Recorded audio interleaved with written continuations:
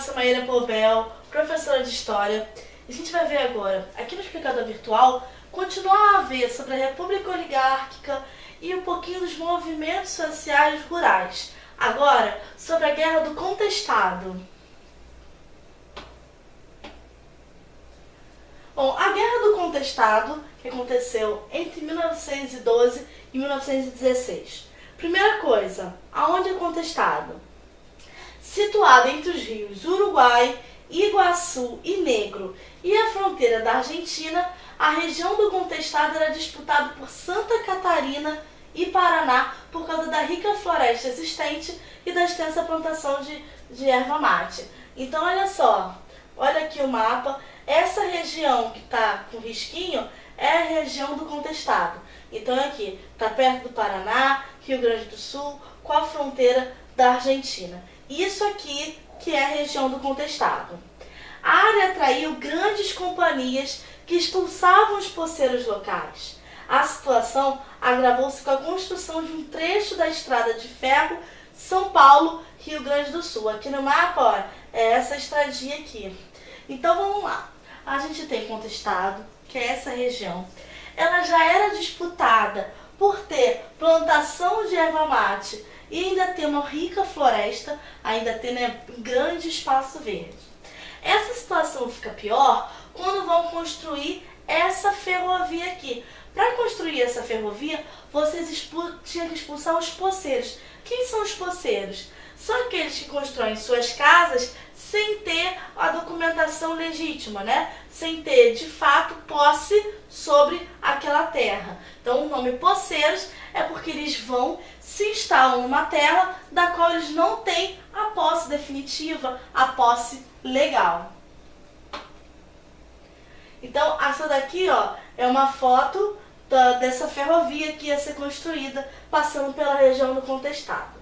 No final da obra da construção dessa ferrovia, grande parte dos trabalhadores contratados tinha o projeto de permanecer na região. Então foi muita gente trabalhar nessa região para a mão de obra, né, para você poder construir aquela ferrovia. Só que aí os especuladores, né, especuladores são aqueles que estão especulando sobre o valor da terra, que estão interessados em vender, que estão interessados no comércio mesmo.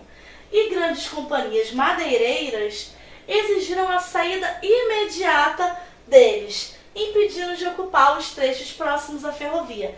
Então, assim, não interessava, né, que aqueles trabalhadores pobres se instalassem na margem da ferrovia. Tinha-se interesses maiores, né? Você queria investir mais naquilo, queria ganhar mais dinheiro. A multiplicação do número de trabalhadores sem terra criou um clima propício à agitação e conflitos. Então, esses trabalhadores que tinham os poceiros, que tinham ficado ao longo da ferrovia, onde tinham trabalhado na construção, eles eram expulsos dessas terras. Só que aí, eles são expulsos, eles ficam sem terra. Essa situação de não ter onde ficar, de não ter onde morar, criou um clima de instabilidade muito grande.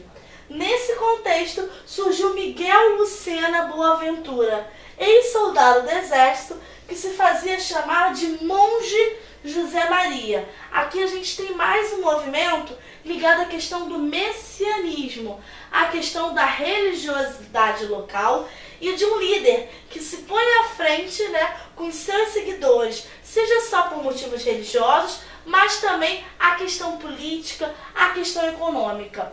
A gente tem em Canudos o Antônio Conselheiro e a gente tem aqui, na Guerra do Contestado, o Monge José Maria, que se põe como líder à frente desses trabalhadores, à frente desses sem terra, que na região do contestado estavam perto da rodovia, mas que tinham sido expulsos de suas casas.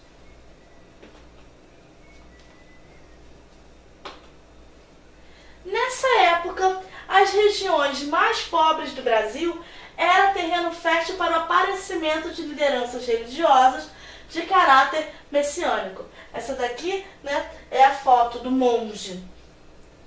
Na área do contestado não foi diferente, pois diante da crise e insatisfação popular, ganhou força a figura do beato José Maria.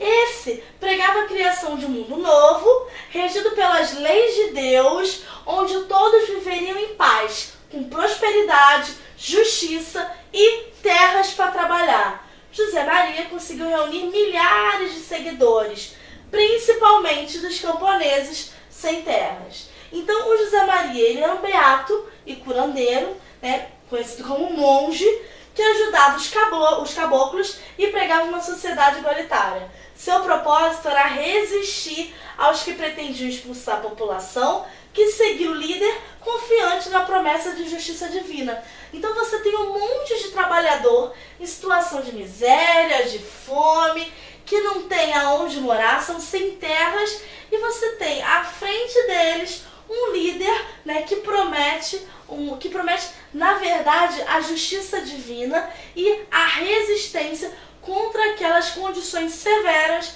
que a vida estava impondo para eles. Os primeiros choques, né, entre essa população, esses sem terra, esses que estavam seguindo José Maria, e aquela parte que queria a expulsão deles, aconteceu em 1912. Você tem de um lado os pelados. Quem são os pelados? É a milícia da monarquia celeste, cujo integrantes raspavam o cabelo, por isso pelados.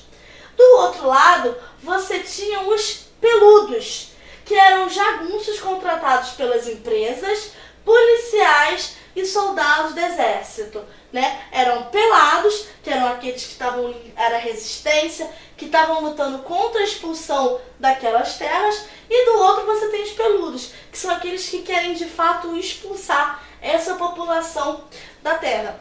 Então aqui você tem a representação, o nome desse quadro é A Guerra dos Pelados. Então você vê que aqui, ó, tá representando uma cabeça careca, por isso pelado, né? Raspar a cabeça.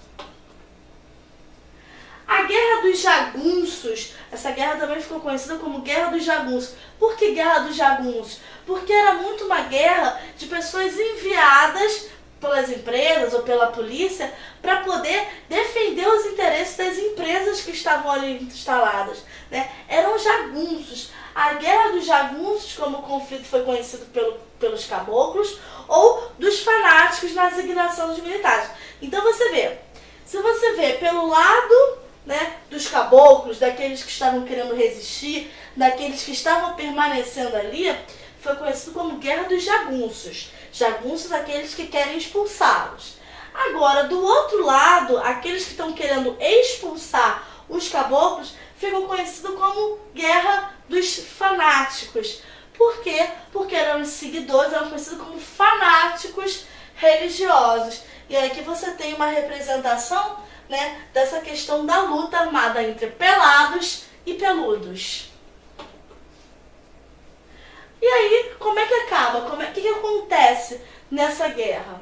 Você tem, por um tempo, apesar de inferiorizada em armas e equipamentos, a Irmandade Cabocla resistiu até 1915, quando o general Setembrino de Carvalho, à frente de 7.000 soldados e com apoio da artilharia e da aviação, forçou os sobreviventes a renderem-se.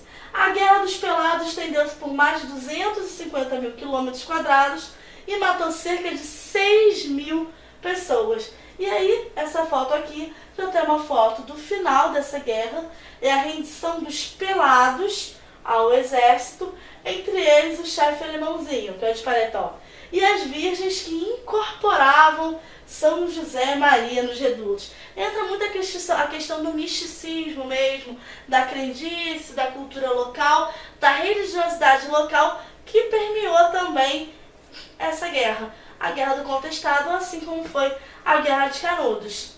Vamos ficando por aqui.